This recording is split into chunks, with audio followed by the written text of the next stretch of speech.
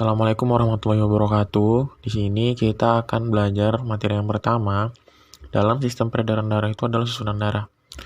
Nah, kalau kalian tahu sendiri, darah itu berwarna merah. Darah itu tersusun dari 4 bagian. Yang pertama itu adalah plasma darah. Nah, plasma darah sendiri itu berfungsi untuk mengangkut nutrisi ke seluruh tubuh. Apapun nutrisinya yang dicerna dari proses pencernaan. Yang kedua itu adalah eritrosit atau sel darah merah. Sel darah merah ini berfungsi untuk mengangkut oksigen dan karbon dioksida ke dalam tubuh. Jadi, fungsinya adalah mengangkut oksigen dan karbon dioksida. Yang ketiga itu adalah leukosit atau sel darah putih. Sel darah putih ini berfungsi untuk membunuh kuman, bibit penyakit, bakteri, virus yang masuk ke dalam tubuh manusia. Yang keempat terakhir itu adalah keping darah. Keping darah atau trombosit ini berfungsi sebagai proses pembekuan darah saat tubuh terluka.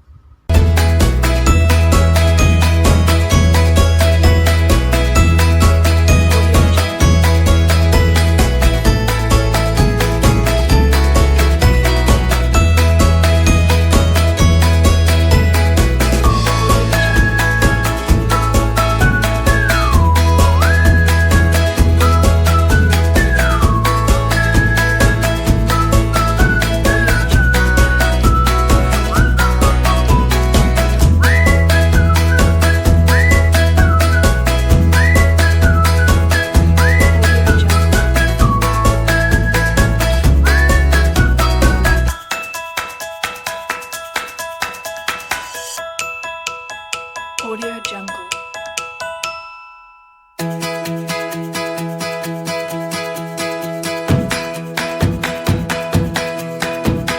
Audio Jungle.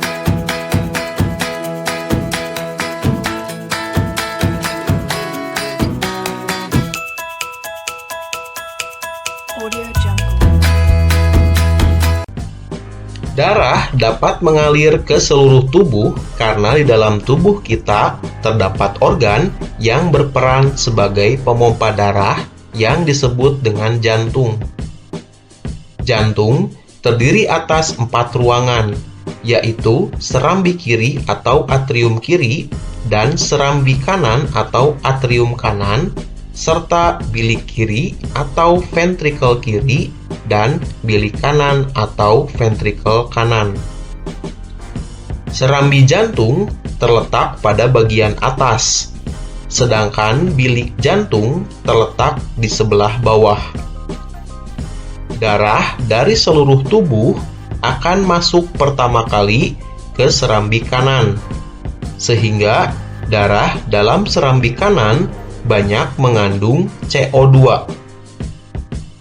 Dari serambi kanan, darah akan melewati katup tricuspidalis menuju bilik kanan. Katup ini berfungsi agar darah tidak dapat kembali ke serambi kanan. Darah yang ada dalam bilik kanan dipompa oleh bilik kanan melewati arteri pulmonalis menuju paru-paru agar CO2 dalam darah terlepas dan terjadi pengikatan oksigen. Darah dari paru-paru mengalir melalui vena pulmonalis menuju serambi kiri, sehingga darah dalam serambi kiri banyak mengandung oksigen. Darah dari serambi kiri turun melalui katup bicuspidalis menuju bilik kiri.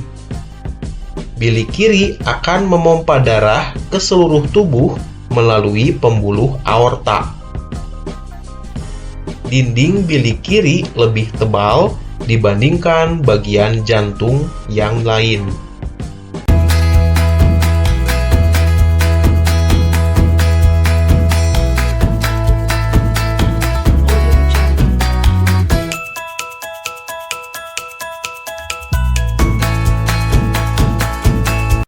Sekarang kita bahas perbedaan pembuluh arteri dan vena.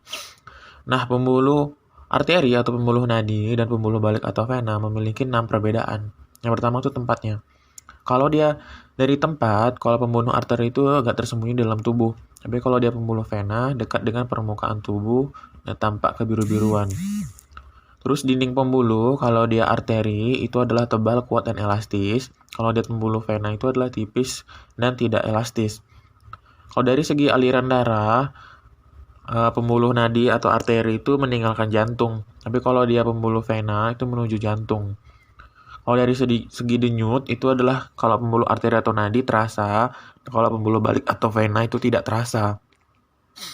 Nah, seperti contoh kita menggunakan untuk menensi darah, itu dilihat adalah denyut jantung. Itu adalah pembuluh nadi kita yang ditekan. Kalau dia berdenyut, itu adalah denyut dari pembuluh nadi atau arteri.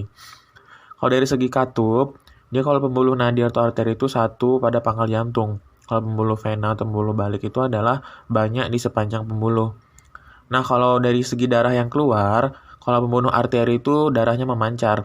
Dan kalau pembuluh balik atau vena itu darah tidak memancar.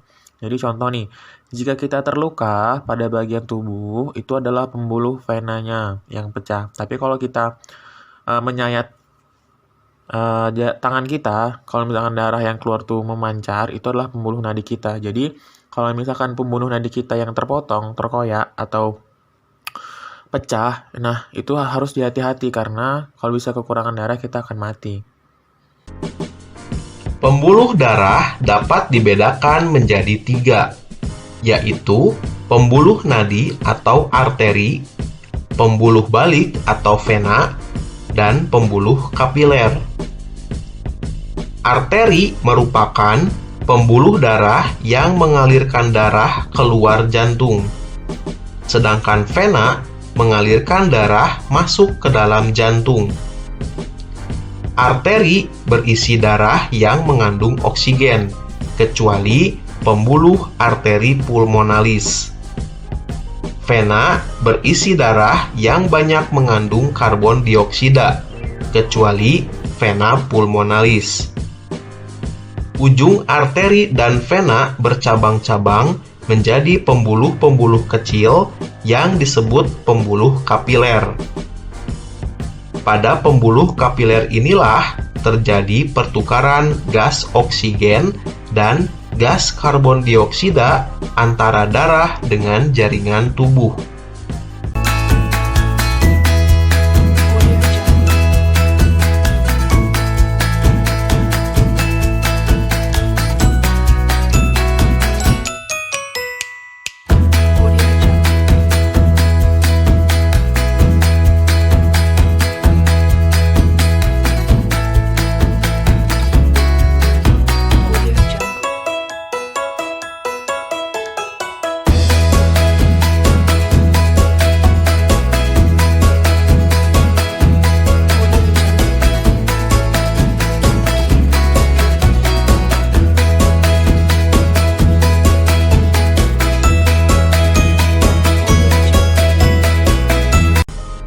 Peredaran darah manusia termasuk peredaran darah tertutup, karena darah selalu beredar di dalam pembuluh darah. Setiap beredar, darah melewati jantung 2 kali, sehingga disebut peredaran darah ganda. Pada peredaran darah ganda dikenal peredaran darah kecil dan peredaran darah besar. Peredaran darah kecil merupakan peredaran darah yang dimulai dari jantung atau bilik kanan menuju ke paru-paru, kemudian kembali lagi ke jantung bagian serambi kiri. Peredaran darah besar adalah peredaran darah dari jantung bagian bilik kiri ke seluruh tubuh, kemudian kembali ke jantung lagi pada bagian serambi kanan.